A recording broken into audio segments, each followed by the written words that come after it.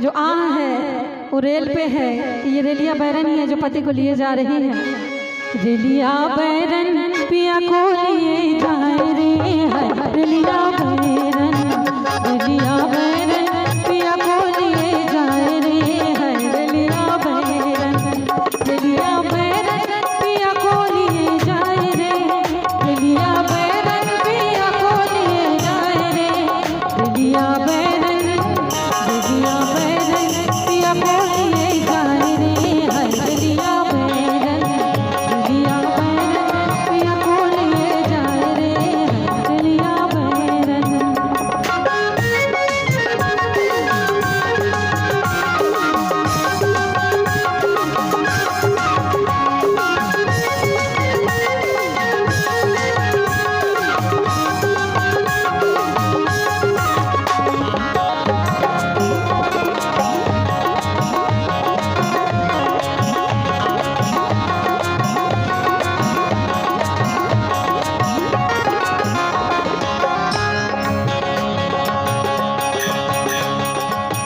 जौन टिकसिया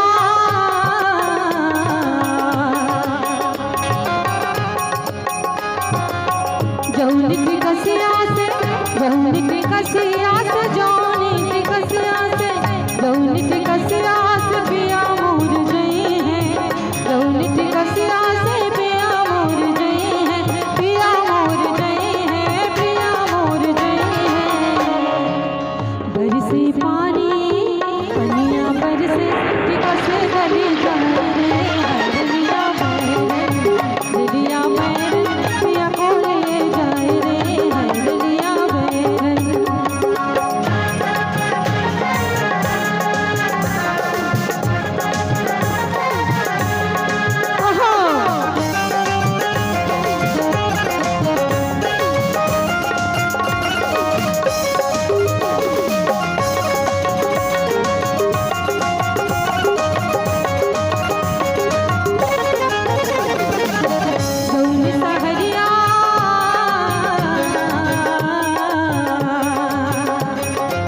पति को नहीं रोक पाने का दुख है, लेकिन पति जहाँ जाएगा, जिस रेल से जाएगा, सारा क्रोध उसी पे उतर रहा है। कैसे कहते हैं?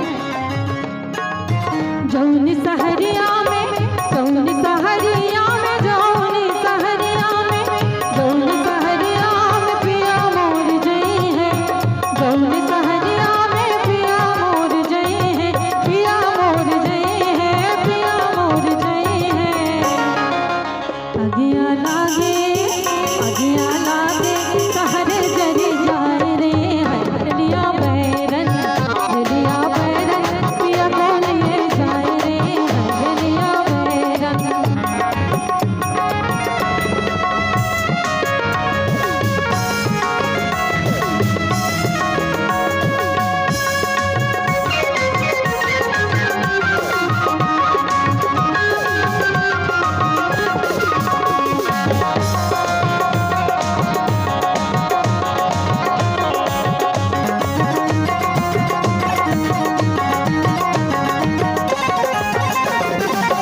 और कहती है जौन साहिबवा,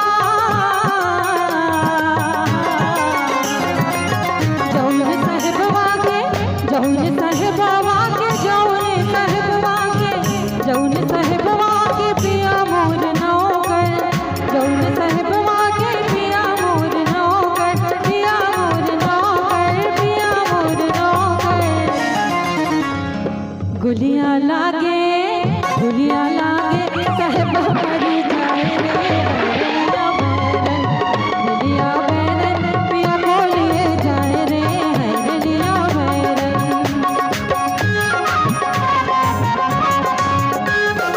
ओहो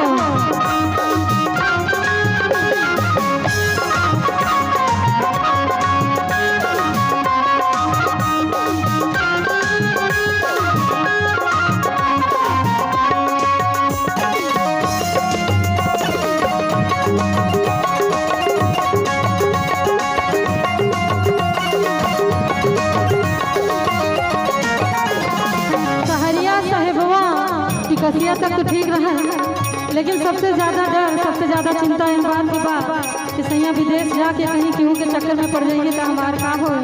तो कैसे कहती है, जौनी सवतिया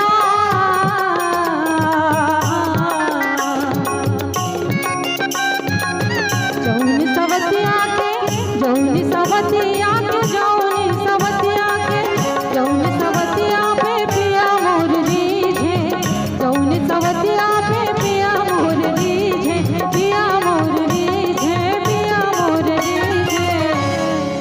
टोने वाला के लागी टोन सवती बौराई रे, हरिया बैरन दिलिया बैरन पिया को ले जाए रे, हरिया बैरन दिलिया बैरन पिया को